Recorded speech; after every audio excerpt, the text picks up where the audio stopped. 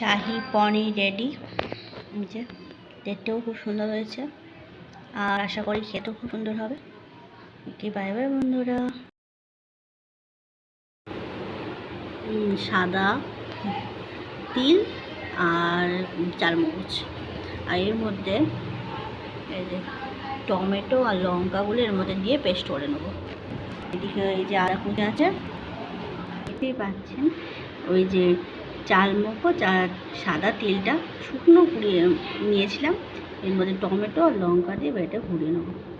দেখুন এটা বাটা হয়ে আছে, কি সুন্দর কালারটা এসছে। এবারে আদাটা বেটে নেব। কড়াইতে তেল দিয়ে তেজপাতা, ছোট এলাচ, দারচিনি দেওয়া হয়েছে। এর মধ্যে আদা বাটা,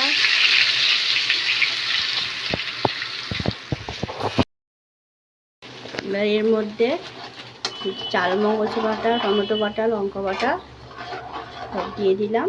এবার এটা ভালো করে কষতে হবে।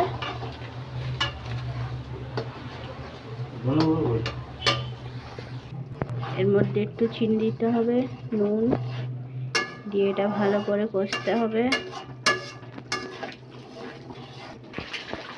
এর মধ্যে একটু জিরে গুঁড়ো, ধনে গুঁড়ো দিয়ে এটা ভালো করে কষতে হবে। দেখতেই পাচ্ছেন তেল ছাড়ছে আস্তে আস্তে।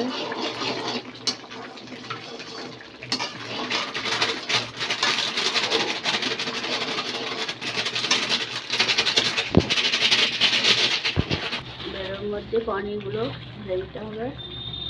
পনিরগুলো এরকম কিউব করে কাটা আছে।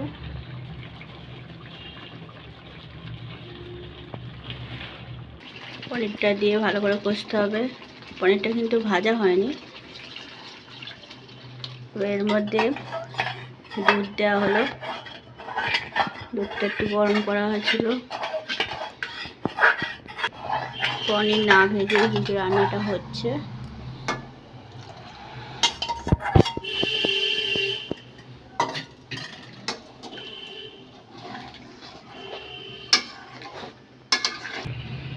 রান্না হয়ে গেছে, লাস্টে ঘি আর গরম মশলা দিয়ে রেডি।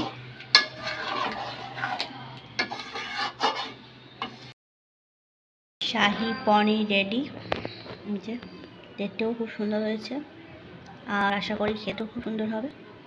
ওকে, বাই বাই বন্ধুরা।